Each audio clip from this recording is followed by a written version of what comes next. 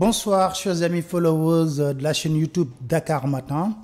Bonsoir à nos frères africains qui nous suivent, qui sont très intéressés par cette situation dramatique que nous vivons présentement au Sénégal. Mais surtout bonsoir à la diaspora sénégalaise. Je tenais vraiment à remercier cette diaspora sénégalaise.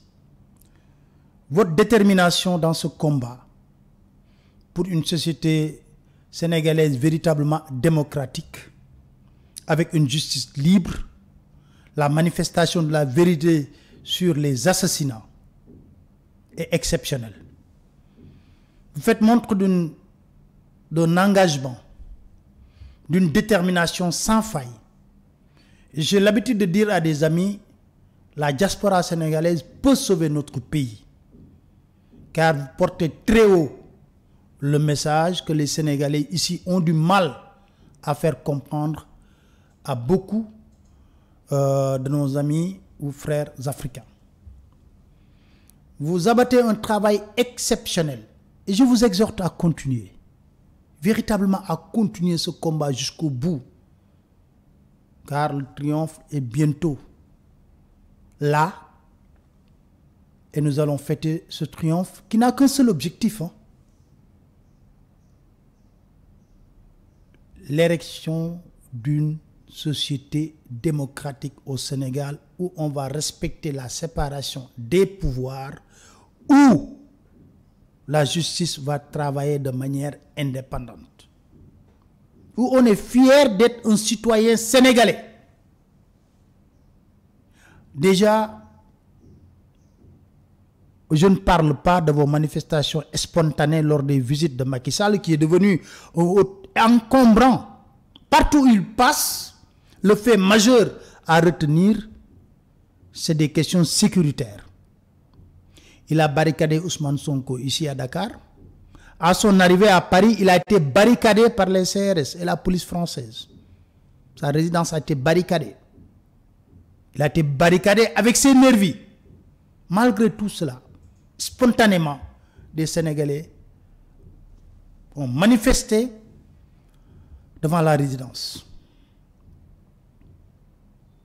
Il faut continuer cette cadence. Partout. Pour tous les ministres, pour toutes les autorités sénégalaises qui vont faire des déplacements. Il faut mettre à nu les dérives de ce régime autocratique, où on tue impunément de jeunes innocents sénégalais. Alors, vous me permettrez alors de vous montrer cette belle manifestation à la Cour pénale internationale, CPI, où on a vu des Sénégalais venant de partout, en Europe, aux États-Unis. Pour la première fois dans l'histoire de la CPI, je crois, toute une nation s'est déplacée juste devant la Cour pénale internationale, rien que pour demander à cette Cour de venir mener des enquêtes sur des exactions que le peuple sénégalais a subies lors des dernières manifestations, ou bien continue de subir jusqu'à présent. Regardons cette manifestation et puis on revient sur ce plateau pour commenter un tout petit peu.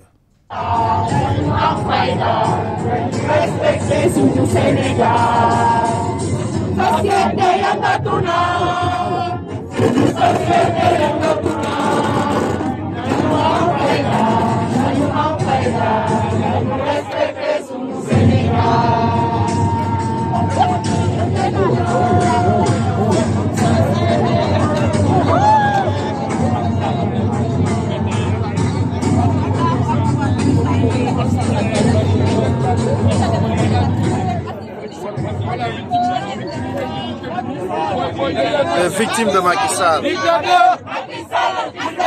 Macky Sall assassin. Macky Sall assassin. Macky Sall criminel. Macky Sall assassin. Macky Sall assassin. Macky Sall assassin. Macky Sall assassin. Macky Sall criminel. Macky Sall assassin. Tué par Macky Sall. Tué par Macky Sall. Tué par Macky Sall. Tué par Macky Sall. Tué par Macky Sall. Tué par Macky Sall. Tué par Macky Sall. Tué par Macky Sall. Tué par Macky Sall. Tué par Macky Sall.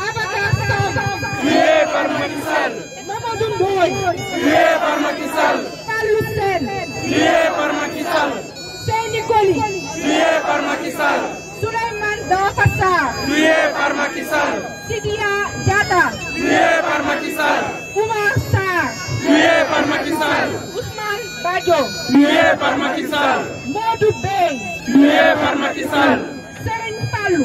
Tué par Macky Sall. Mamadou Bey. Tué par Macky Sall. Tamsir Cissé. Tué par Macky Sall. Ismaïla Diédhiou. Tué par Macky Sall. Abdoulaye Camara alias Baba Kana. Tué par Macky Sall. El Hadj Mamadou Cissé. Tué par Macky Sall. Babacar Mbaye Sylla. Tué par Macky Sall.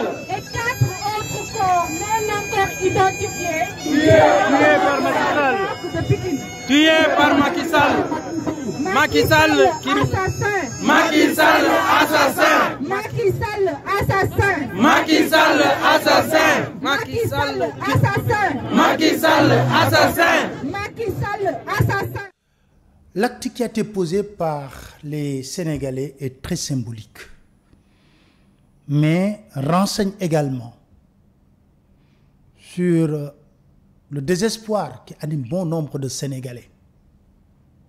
Car nous aurons souhaité que la justice de notre pays puisse faire son travail.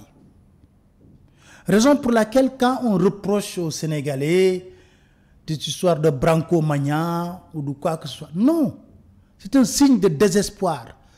Parce que Juan Branco qui pilote ce dossier est le seul que je sache au jour d'aujourd'hui qui a décidé de prendre ce combat en charge. Si les Sénégalais étaient convaincus que notre justice fera le travail nécessaire, on ne va pas s'accrocher sur la démarche de Juan Branco. Mais en 2021, il y a eu 14 morts. De manière solennelle, le ministre des Forces armées, M. Sidiki Kaba, est venu nous dire que l'État du Sénégal va organiser une commission d'enquête. Rien n'a été fait. Cette promesse est devenue un mensonge d'État. Et lors des dernières manifestations, nous avons enregistré au moins 40 à 45 morts. Vous imaginez la douleur des familles éplorées qui ont du mal à faire leur deuil parce que ces familles veulent connaître la vérité. Le procureur de la République n'a même pas daigné ouvrir une enquête sur ces morts. Il s'est contenté de nous parler de manifestants qui ont commis des dégâts matériels. Ceux qui disent qu'il y a un Branco-Mania, ils n'ont qu'à nous indiquer une autre voie pour ces familles éplorées. Juan Branco a été saisi par des familles, par des organismes qui veulent que dans ce pays-là,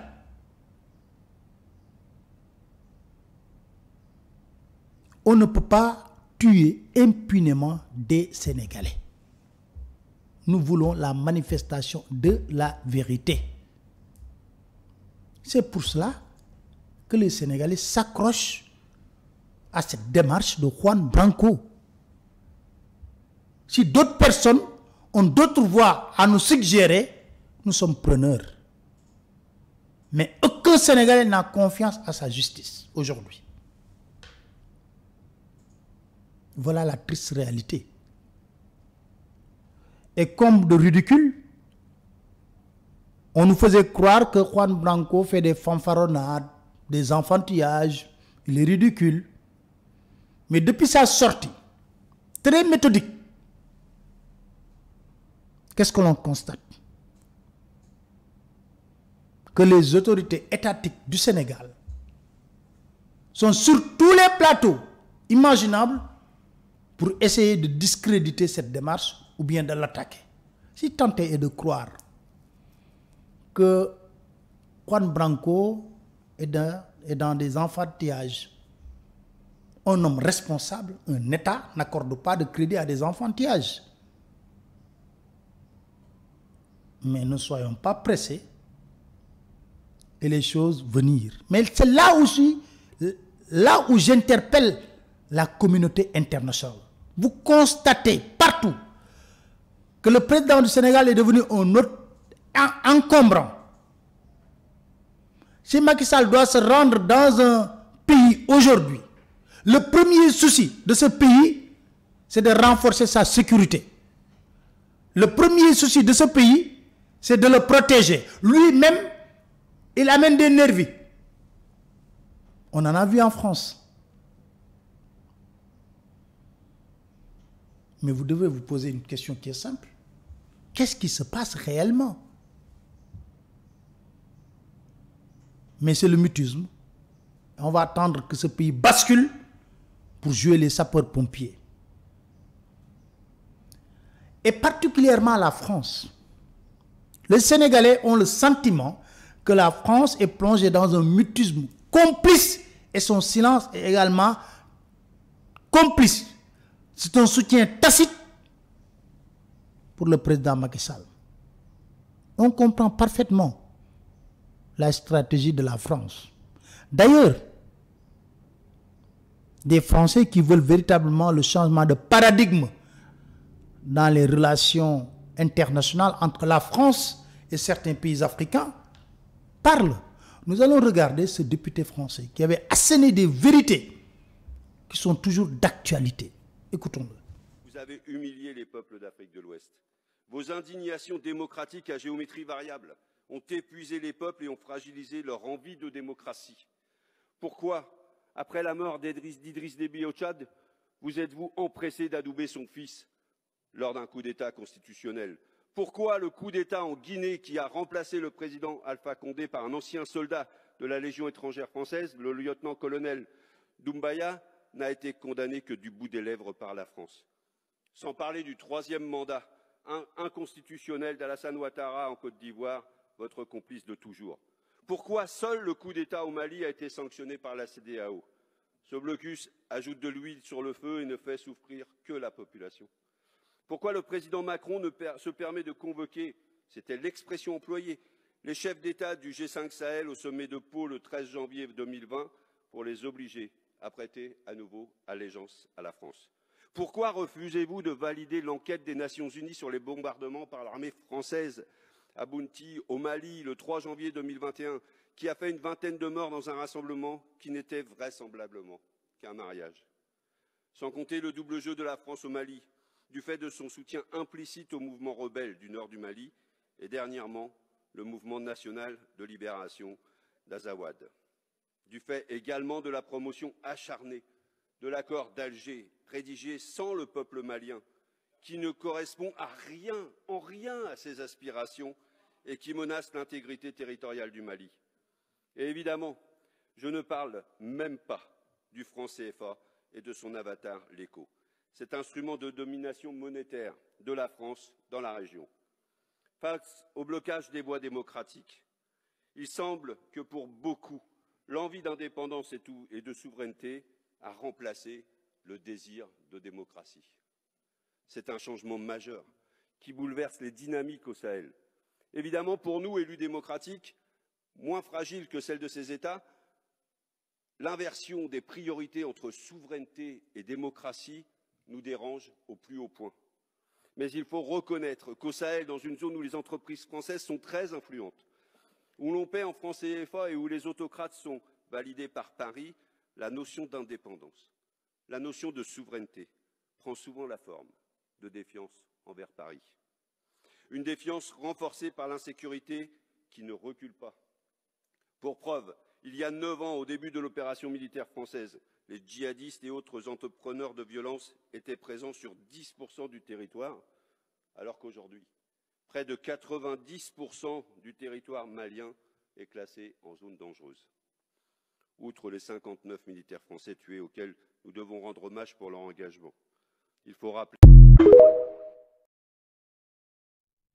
Du début jusqu'à la fin, ce n'est rien d'autre que des vérités implacables que ce député a servi au gouvernement français. Ce qui se passe est très simple. Aujourd'hui, la France ne défend plus de valeurs démocratiques ou des droits humains. La France est contrôlée par l'établissement économique. Et l'établissement économique ne cherche qu'à protéger ses intérêts. Et dans chaque pays, si le président est serviable et docile, c'est l'idéal pour l'établissement français. C'est le cas dans notre pays, malheureusement, le Sénégal. Tous les marchés juteux sont remportés par des entreprises françaises. Les Français n'ont aucun intérêt aujourd'hui au départ de Macky Sall. Raison pour laquelle ils sont dans un mutisme complice par rapport à cette situation. Ça, il faut que les Sénégalais le sachent. C'est pourquoi j'ai bien aimé les manifestations en France. Macky assassin, Macron complice. Mais le peuple sénégalais est plus que décidé à prendre son destin en main. Les Africains sont plus que décidés à prendre leur destin en main. Et cette nouvelle génération a d'autres ambitions pour l'Afrique. Nous voulons traiter d'égal à égal avec toutes les puissances. Il n'y a pas d'une histoire qui nous prend en otage. Il n'en existe plus. Nous n'avons pas connu la colonisation, nous n'avons pas connu ces histoires de guerre forte. Non. C'est une nouvelle génération qui vise tout simplement à ne pas se limiter sur des propos en l'air, mais que nous traitons d'égal à égal avec toutes les puissances étrangères. L'avenir, c'est en Afrique. Et nous ne devons pas fermer les yeux. Le combat que nous devons mener ici, nous allons le mener jusqu'au bout. Au final, on verra le plus grand perdant dans cette histoire. La France ne peut pas dire qu'elle ignore les exactions commises sur le peuple sénégalais. D'ailleurs, je n'arrive même pas à comprendre pourquoi la France a besoin de dépêcher un colonel auprès de la police sénégalaise, un colonel auprès de la gendarmerie sénégalaise, un représentant au niveau du ministère de l'Intérieur du Sénégal pour contrôler tout ce qui se passe. D'ailleurs, personne n'arrive à comprendre. Juan Branco les a cités tous dans sa plainte. Donc, ils sont très bien conscients de tout ce qui se passe dans notre pays. Ils sont super informés. Ils ont des canaux d'information que nous n'avons même pas. Donc, la France ne peut pas dire que je n'ai pas vu de milice armée. Il n'y a pas d'acquisition d'armes par le palais présidentiel sénégalais qui pose problème. La France ne peut pas le dire. Alors, notre ministre des Affaires étrangères, Maître Aïssata Tall Sall, était sur France 24. Nous allons écouter Maître Aïssata Tall Sall sur France 24. Les forces de sécurité lors des manifestations constituaient un sombre précédent pour le Sénégal. Est-ce que vous entendez cette grave mise en cause? Est-ce que vous la prenez au sérieux? Il a raison et il a tort. Il a raison quand il dit que ça peut être un sombre précédent. Vous savez pourquoi? Parce que le Sénégal est un pays respectueux des droits de l'homme. Parce que personne, ni lui, encore nous en premier, n'a jamais souhaité qu'au Sénégal, on puisse utiliser des balles réelles pour tirer sur des manifestants. Mais quand les forces de l'ordre, comme je l'ai dit, elles sont agressées, quand elles-mêmes elles sont victimes de la violence, quand elles sont en état de légitime défense, que doivent-elles faire? Voilà. Il n'y aura pas de sanctions contre les forces de l'ordre qui ont tiré à balles réelles? Bien sûr qu'on est en train d'enquêter, M. Bois-Bouvier. Bien sûr que quand le juge verra que le manifestant ou même la force de l'ordre en face a tiré parce qu'il était en état de légitime défense, que va faire le juge? Voilà. Donc tout ça nous amène encore à l'enquête qui a été ouverte. Alors, en écoutant Aïssata Tall Sall sur France 24, les Sénégalais ont eu des aveux de manière officielle, car elle est une voix autorisée. Elle est ministre des Affaires étrangères du Sénégal, sur un plateau d'une chaîne internationale, France 24. Elle reconnaît que ce sont les forces de défense et de sécurité qui ont tiré des balles réelles sur les manifestants sénégalais, qui n'étaient pas armés. Il n'existe pas un seul manifestant qui a été arrêté avec des armes. Donc, elle reconnaît que les forces de défense et de sécurité ont tiré des balles réelles, même si tous les Sénégalais savent que ce qu'ils visent en réalité, c'est de couvrir leurs milices armées qui ont tué impunément avec la complicité, parce qu'ils n'ont jamais été arrêtés. Et je vais vous montrer la vidéo après. Alors, elle parle de légitime défense. Mais c'est jeter même l'opprobre sur nos forces de défense et de sécurité. Quand même, le Sénégal a été sur beaucoup de théâtres d'opération dans le monde, sous la bannière de l'ONU. Et qu'aujourd'hui, nous dire que les forces de défense et de sécurité sénégalaises ont tiré des balles réelles sur des manifestants qui n'avaient rien d'autre que des pierres, c'est disproportionné. L'utilisation de la force létale est soumise à des règles bien définies, à des lois de notre pays, mais aussi à des conventions sur le plan international. C'est abominable d'entendre un ministre des Affaires étrangères tenir ces contre-vérités. Ils ont tiré, c'est bien. Plus loin, elle dit que nous allons ouvrir une enquête. Autrement dit, même nous y croyons même pas. Il n'y aura jamais d'enquête par rapport à ça. Jamais nous le ferons. C'est la culture de l'impunité au Sénégal. C'est ça la triste réalité. Alors, je vais vous montrer une vidéo des nervis qui travaillent tranquillement avec les forces de défense et de sécurité, et de ces nervis qui sont lourdement armés. Des armes de guerre qui tuent. Et d'ailleurs, ça fait rire parce que c'est sur le même plateau de France 24 où on a démontré les mensonges dans la communication de l'État. Dans Info Intox. Mais regardons cette vidéo des nervis.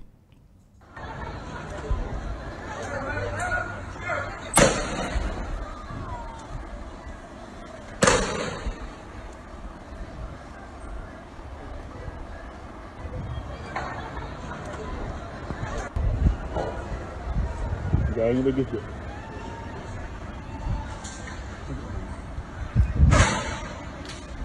way bu ñu bëri na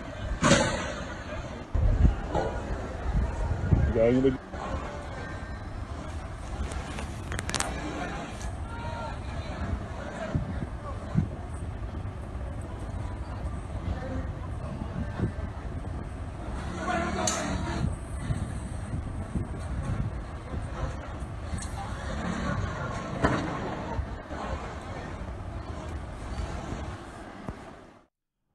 J'espère que cette vidéo est très claire. Vous voyez ces nervis qui ont été protégés par l'État du Sénégal. Et ces nervis quittaient le siège du parti présidentiel pour aller tuer des manifestants. Que je sache, aucun policier n'a été tué par ces forces obscures. D'ailleurs, depuis 2021, ils nous parlent de forces obscures. Et tout le monde sait que nos services de renseignement, nos forces de défense et de sécurité sont ultra professionnels dans l'exercice de leur travail. Mais diantre, ils ne peuvent pas arrêter ces forces obscures jusqu'à présent. Et ces forces obscures ne tuent que des manifestants.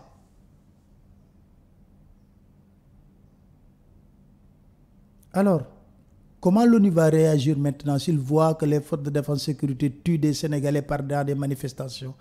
Est-ce que l'ONU va continuer à les inviter dans de grands théâtres d'opération?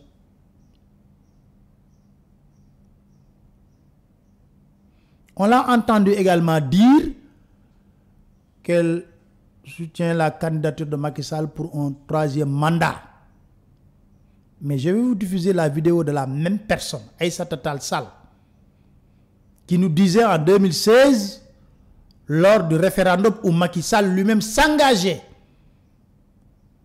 à régler le problème des mandats, disait clairement aux Sénégalais que j'ai mis 6 milliards dans ce référendum pour permettre aux Sénégalais de régler définitivement la question du mandat. Parce que, avant qu'il n'accède au pouvoir, il y a eu 11 morts. Un jeune et plus symbolique, Mamadou Diop, est décédé lors des manifestations à la place de l'Obélisque. Mais Aïssata Tall Sall nous disait le contraire de ce qu'elle défend aujourd'hui. Écoutons Aïssata Tall Sall. Bien évidemment que je vote et ferai appeler à voter non au référendum du 20 mars 2016. Et j'en donne les raisons. Les raisons, elles sont au nombre de 4. Il y a une raison éthique et morale, il y a une raison juridique, il y a une raison politique et il y a enfin une raison économique et sociale. De mon point de vue, ce référendum s'adosse à un reniement. Celui du président de la République qui avait annoncé Urbi et Orbi qu'il ne ferait qu'un mandat de 5 ans. Et ça, c'était sa parole. Je me demande quand est-ce que les Sénégalais vont arrêter de poser des débats nocifs. Et voilà que les gens agitent l'idée d'un 3e mandat que pourrait effectuer le président. Mais écoutez lui-même pas, vous n'avez pas écouté le président Macky Sall. Son premier mandat, il était de 5 ans. C'est lui qui avait dit qu'il ferait 5 ans. Mais il était de 7 ans, le premier mandat. Il était de 7 ans. Maintenant, ce mandat-là, il est de 5 ans. C'est le dernier. Lui-même l'a dit et l'a répété. Mais je ne vois pas, en jouant sur des attendus et des virgules et un texte mal écrit de la Constitution, là, ce n'est pas le cas. La Constitution, pour moi, elle est claire. Ce qu'il faut interdire, c'est l'apologie de la transhumance. Et moi, ma façon de penser, c'est que la transhumance, il nous appartient, nous, politiques, de la combattre par des principes, par notre posture, par notre attitude et par nos idées. On aura beau légiférer, si le moral des politiques, c'est de transhumer, eh bien, on vaincra difficilement. Un caméléon, elle est si versatile dans ses prises de position, dénuée de valeur, et que les raisons de son revirement sont beaucoup plus sournoises, mais démontrent l'absence de valeur dans la conduite politique. Aujourd'hui, au Sénégal, on met beaucoup en avant une réalité que nous ignorons. Au temps de Senghor, au temps de Diouf, au temps de Wade. Et c'est bien dommage. La vérité, elle est terrible. Elle est terrible de dire ça. Mais Macky a beaucoup tiré sur la fibre ethnique dans sa pratique politique. Heureusement, les Sénégalais ne le suivent pas parce qu'ils n'ont pas envie de franchir la ligne rouge.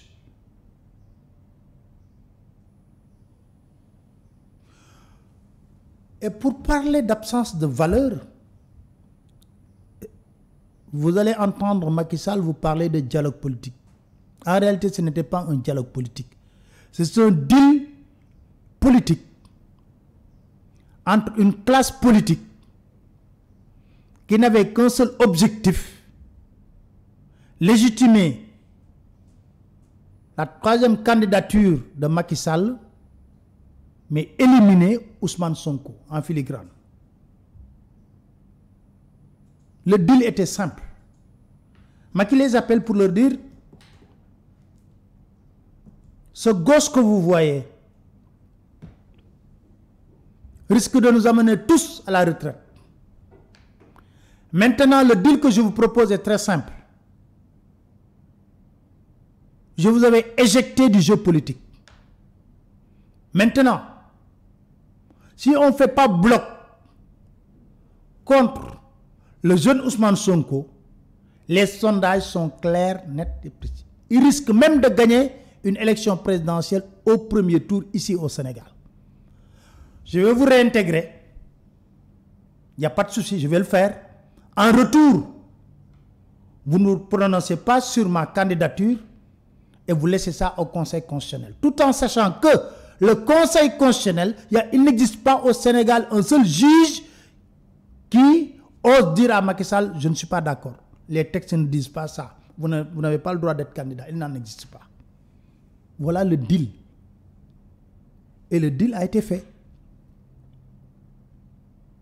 Alors, est-ce qu'on peut admettre dans ce cas que certains leaders politiques travaillent honnêtement pour le Sénégal? Je ne le crois pas. Ils sont beaucoup plus préoccupés par leur carrière politique, pas pour un Sénégal de valeur. Or, ils urgent aujourd'hui d'avoir une révolution intelligente pour remettre le Sénégal à l'endroit avec des valeurs.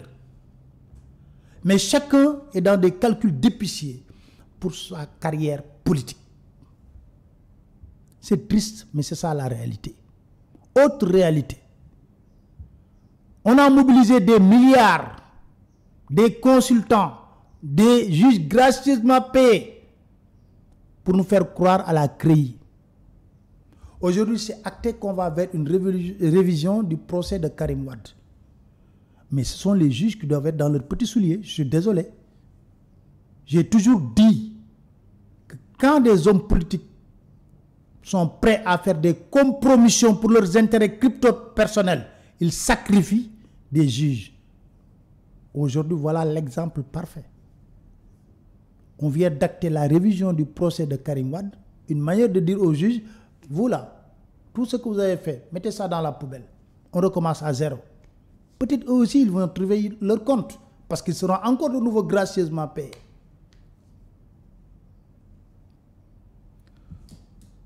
Voilà l'absence de valeur dans notre pays. C'est unique. L'objectif en filigrane, ce n'est rien d'autre qu'aujourd'hui, c'est tout un système qui se bat contre Ousmane Sonko. C'est ça la vérité. Et ce système est composé de politiciens, d'hommes d'affaires, de religieux, de beaucoup d'autres acteurs. Parce qu'en réalité, tous ils se nourrissent du Sénégal. Excusez-moi l'exception, ils se nourrissent du Sénégal. C'est bien dommage. Mais le peuple, dans tout cela. Et vous verrez, quand ils vont acter que Sonko ne sera pas candidat, ils seront les premiers à se précipiter chez lui pour quémander son soutien. Mais ce n'est pas encore le moment de parler de tout cela. Et on verra la suite des événements. Sur le cas de la Casamance. Savez-vous que le régime du président Macky Sall a pris des décisions uniques, scandaleuses, abominables pour toute la région de la Casamance à cause d'un seul homme, Ousmane Sonko. Le président Macky Sall a arrêté tout bonnement tous les moyens de transport en direction de la Casamance. La société Dakar Dem Dikk qui transportait les habitants de la Casamance a arrêté ses navigations. La liaison maritime également. Et le gouverneur a fixé des horaires de circulation pour les voitures. De telle sorte qu'aujourd'hui, personne ne peut aller en Casamance si vous ne prenez pas l'avion. Et encore que le billet d'avion coûte excessivement cher. Et tout cela, il n'a pris cette décision que pour combattre un homme, Ousmane Sonko, qu'il a barricadé ici à Dakar. Il n'est même pas à Ziguinchor. et les habitants de cette localité. Et ce qui est plus scandaleux, beaucoup de responsables politiques de Benno Bokk Yakaar gardent le mutisme et leur silence par rapport à cette situation. Comme si c'était normal. Tout cela pour combattre un seul homme. Pour combattre Ousmane Sonko, tu mets en prison pratiquement toute une localité. Il est conseillé par les Israéliens. Il applique la méthode de la bande de Gaza. C'est inacceptable. C'est inacceptable. Et l'argument que l'État a avancé pour nous dire qu'en réalité, c'est pour des raisons sécuritaires. Mais je vous invite à regarder il y a 4 ou 5 mois avant. L'armée avait ratissé toute la Casamance. Et eux-mêmes mettaient des photos à la une. Comment l'armée a détruit les sanctuaires rebelles. Il n'existe plus de conflit en Casamance, en réalité. Il n'en existe plus. J'ai fait des séries de reportages dans les coins les plus reculés en Casamance. J'étais à Djigoun. Pour ceux qui connaissent la rébellion, connaissent véritablement le village de Djigoun. Alors, on ne peut pas nous faire croire que l'armée a fait un excellent travail, ce que nous croyons d'ailleurs, avec le chef d'état-major général des armées, Cheikh Wade, qui a abattu un travail phénoménal. On ne peut pas venir nous dire que l'État du Sénégal a signé un truc de paix avec les rebelles sous la bénédiction du président de la Guinée-Bissau et revenir nous faire croire que c'est pour des raisons sécuritaires. Monsieur le Président, on ne vous dit pas la vérité. Il n'existe aucun rebelle qui est sorti d'un quelconque village pour venir à Dakar. Il n'en existe pas. C'est faux, archi faux. Ou bien, s'ils ont des preuves, ils n'ont qu'à sortir ces preuves. Ça m'étonnerait. Mais quand même, c'est insulter même l'intelligence de nos forces de défense et de sécurité et de nos services de renseignement. Je me rappelle la fête du 4 avril l'année dernière, il y a un haut responsable qui a dit « En tout cas, nous n'avons jamais vu de rebelles ici à Dakar. » Vous avez arrêté quelqu'un, Kavling Diatta, je ne sais pas, jusqu'à présent, et vous dites qu'il marchait dans la rue avec un mortier de combien de kilos, quand même. Il faut être sérieux. On vous vend la peur. Et ceux qui vous vendent la peur reviennent après pour être des sapeurs-pompiers. Le but n'est rien d'autre que de gagner de l'estime. Nous vous demandons, Monsieur le Président, respectueusement, nous allons vers la fête de Tabaski, de lever ces mesures de restriction sur la Casamance. Et le sentiment de révolte se développe de plus en plus chez les habitants de la Casamance, qui constatent malheureusement qu'ils sont stigmatisés, traités de rebelles, de moins que rien. Et ce n'est pas normal. Il faut arrêter cette stigmatisation de la population casamançaise. Trop, c'est trop. Je ne sais pas qui vous a donné ces conseils, mais pour des raisons sécuritaires, il n'y a aucune menace qui plane sur le Sénégal. Et je vous ai dit ici que si le Sénégal bascule dans le chaos, ce sera des forces tapis dans l'ombre de l'État qui le feront basculer. Des éléments incontrôlables, comme ça a été le cas avec des nervis qui ont pris des pick-up L200 depuis le siège du président de la République pour tuer des manifestants sénégalais.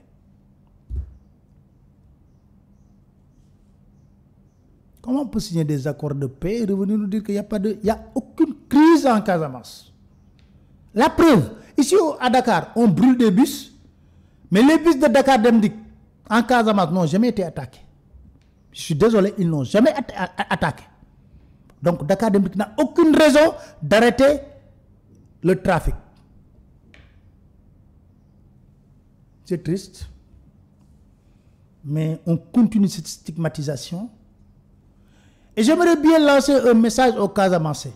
Demain ou après-demain, si les responsables de Benno Bokk Yakaar qui gardent le silence, complices par rapport à la situation, viennent vous voir, vous avez une très belle réponse à leur servir. On a entendu les cadres casamançais se prononcer. Mais eux, ils sont dans une parfaite complicité avec le président Macky Sall qui combat un seul homme. Un seul homme au point que, aujourd'hui, qu'est-ce qu'il est en train de faire? De terroriser toute une région. Monsieur le Président, vous avez beaucoup utilisé la fibre ethnique pour la conquête du pouvoir. Même président Wade n'a jamais bunkerisé Fouta ni Fatick. Et vous êtes une parfaite symbiose. Vous êtes Alpulaar. Tout ce que vous avez obtenu, vous l'avez eu à Fatick. Et si les Sérères avaient dit qu'un Alpulaar ne sera jamais ici maire à Fatick, alors, nous au Sénégal, nous ne connaissons pas ces réalités qui ont fait basculer beaucoup de pays africains. Je m'avais terminé sur Abdou Karim Fofana, le porte-parole du gouvernement, qui veut nous donner des leçons de morale. En nous disant, oui, eh bien, tiens, on va vers la fête de Tabaski, l'opposition, les partis Sonko doivent être responsables, parler de manifestations. Au même moment, son État, le gouvernement du Sénégal, de manière illégale, séquestre Ousmane Sonko et sa famille. Alors, Ousmane Sonko n'a pas le droit d'aller fêter Tabaski à Ziguinchor où il est le maire. Vous ne sortez aucun document juridique ou administratif qui atteste de la nécessité de mettre sous résidence surveillée Ousmane Sonko. La mesure est illégale. La mesure est illégale. Un banditisme d'État, vous n'en parlez pas, vous ne pouvez pas justifier cela. Il n'y a aucune mesure qui justifie cette séquestration. Et les Sénégalais vous disent, nous voulons fêter Tabaski dans la paix. Nous voulons être zen. Mais levez le blocus tranquillement. Rentrez chez vous. Même les éléments des forces de défense et de sécurité sont fatigués. Ils ont besoin de quiétude. Mais ça, il faut avoir le sens de la grandeur, de la hauteur. Si ajoute, Monsieur le Président, je vous le demande respectueusement. Nous allons vers la fête de Tabaski. Il suffit que vous ordonnez à la justice des libérations, ils vont le faire. Libérez ces jeunes innocents qui n'ont rien fait. Et vous savez pertinemment qu'ils ont été ciblés, traqués pour des raisons politiques. Vous n'avez pas en face de vous le PASTEF. Vous avez en face de vous le peuple sénégalais. Parce que beaucoup de Sénégalais sont choqués, moi en tout cas, très choqués par vos éléments incontrôlables qui pensent qu'ils peuvent tuer impunément les Sénégalais. C'est scandaleux.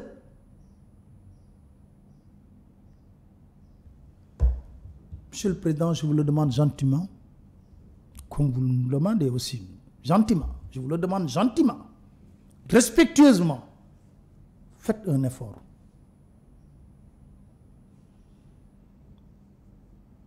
Élevez-vous au-dessus de ces contingences avec élégance républicaine.